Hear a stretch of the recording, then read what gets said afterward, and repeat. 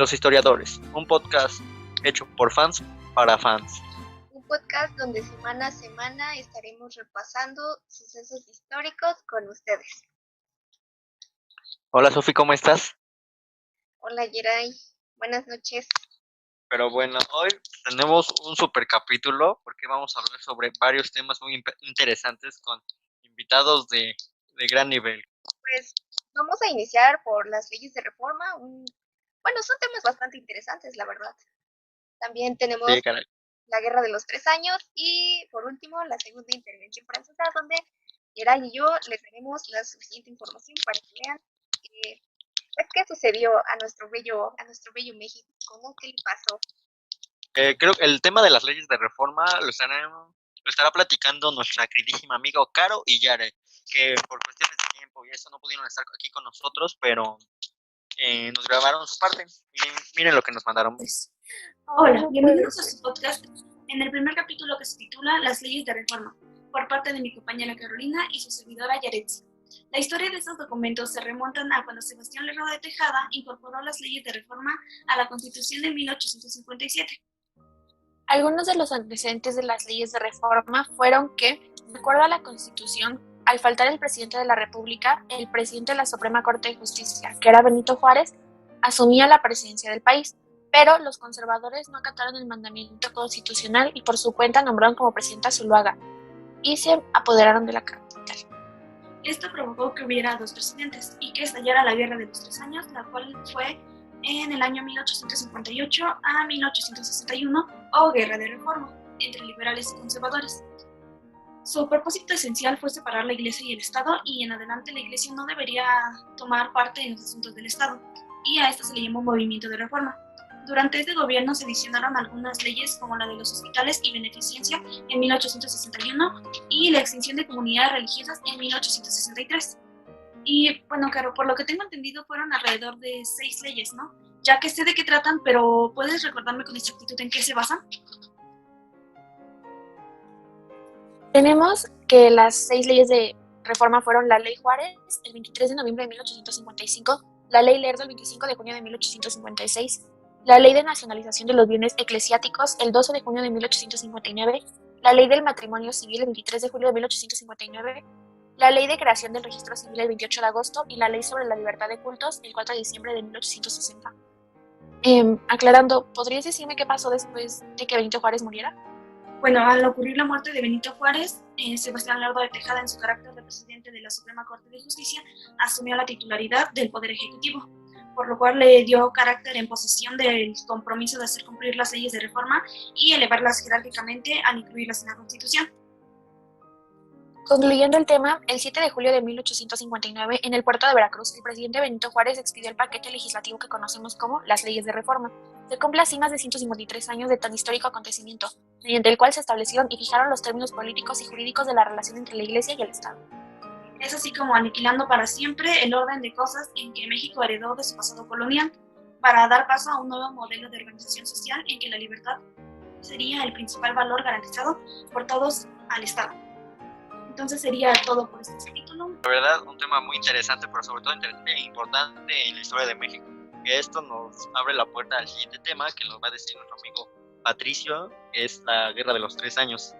Guerra de Reforma o Guerra de los 3 años, que abarcó de 1858 a 1861.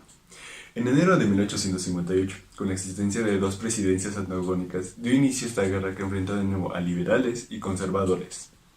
Cuando la fuerza militar conservadora se desminó en la persecución del gabinete liberal, este se vio obligado a migrar a diferentes estados del país, terminando en Manzanillo. En Manzanillo, el gabinete liberal se embarcó a Panamá y, siguiendo la vía de Estados Unidos, terminó en Veracruz, donde este se instaló a partir del 5 de mayo de 1858.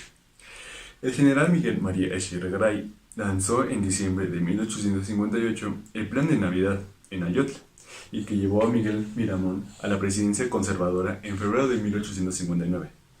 Entre el 12 de julio y el 11 de agosto de 1859, el gobierno juarista publicó por primera vez las leyes de reforma. Los 2 bandos contrataron extranjeros que reconocieran la legitimidad de cada grupo. Los conservadores diseñaron el Tratado Monte entre México y España. Mientras tanto, los liberales redactaron el Tratado de Maclean Ocampo entre México y Estados Unidos. Sin embargo, estos nunca se llevaron a cabo. Después de múltiples reveses, los liberales triunfaron, y al concluir la guerra en enero de 1861, el gabinete liberal logró instalarse en la Ciudad de México, con Benito Juárez en la presidencia.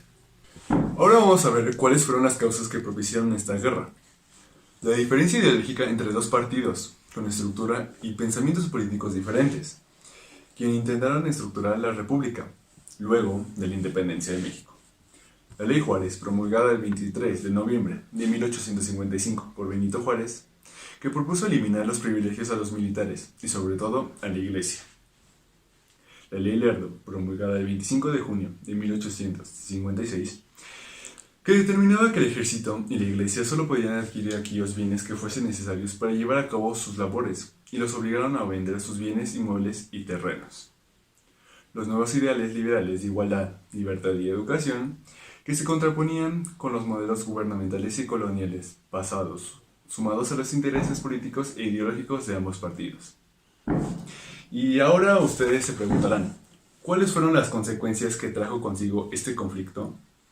La aprobación de las leyes liberales que conformarían un Estado más moderno, con ideas de igualdad y separado de la Iglesia Católica, además de las pérdidas humanas y económicas. La principal consecuencia de esta guerra fue el enorme debilitamiento militar, económico y político de México, en la que el gobierno tuvo que suspender los pagos de la deuda externa, lo cual provocó en 1862 un conflicto armado con Francia, trayendo como consecuencia el gobierno de Maximiliano a México. Pues siguiendo con este hilo de la conversación, pues creo que Karen y Yare nos dan una buena explicación sobre la guerra de reforma, que es muy importante para este suceso, que fue la segunda intervención francesa, mejor conocido como la batalla del 5 de mayo, ¿no? Que dato es el cumpleaños de mi mamá, creo que sí. Pero platícanos, ¿qué pasó después de dicha guerra, no? Bien, pues como sabemos, México tuvo distintos problemas internos por las guerrillas, y más estos estuvieron muy endeudados, por lo cual el 17 de junio de 1891, al saber sobre estas deudas que tenían, que vaya, llegaban casi hasta el cielo, México no decide pagar pues deudas al extranjero. Pero pues tú, compañero Yeray, dime, ¿qué países eran los que a los que les debía México y cómo actuaron ante esta situación? Los países afectados principalmente fueron España, Inglaterra y Francia, estos últimos siendo los más afectados, ¿no? Ya que estos países fueron o son potencias con un tremendo poder militar. En caso de Francia eran considerados en esa época el mejor ejército del mundo.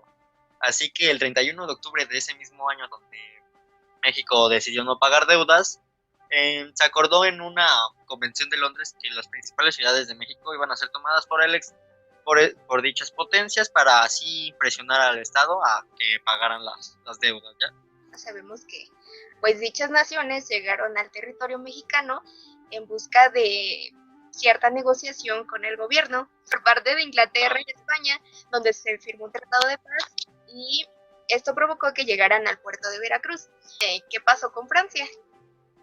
Por parte de Francia, las ideas de paz no eran de su total agrado, ya que ellos sí querían el dinero, ¿no? Querían aún más probar su poder militar en territorio nacional. Y pues el ejército fue gobernado o dirigido por el comandante Carlos Lorenzés, quien prefirió poner sus tropas en el territorio nacional, camino a la capital, a seguir lo que se había tratado en la Convención de Inglaterra, que era tomar las principales ciudades. Pero lo que no tenían en cuenta es que iban a pasar por Puebla, y ahí pasa todo lo de la batalla del 5 de mayo, que gracias Ajá, dime. Y bien, tenemos aquí a otro personaje igual, pues digamos principal, que fue Ignacio, ¿no?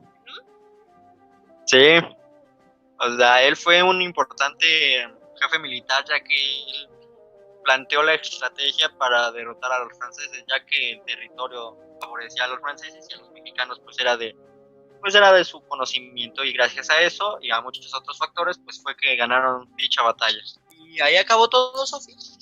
Que pues tanto fue el orgullo de los franceses que Napoleón III mandó a casi 28,000 soldados, a casi toda su población. No es cierto, pero... Sí, eran muchos. Eran bastantes, Y pues esto hizo que los franceses entraran a la capital el 10 de junio y desencadenó pues cosas que no eran nada favorables, obviamente, ¿no? Para pues nuestro queridísimo país. Y eso hizo que un mes después Napoleón III, en una asamblea que bien fue conocida como la Asamblea de Notables, un nombre muy raro, por cierto, pero pues cada quien tiene su razón, decreta que México sería una monarquía hereditaria. Y aquí es donde aparece nuestro otro famosísimo personaje igual principal, que es Maximiliano de Habsburgo, y esto nos dio inicio al Segundo Imperio.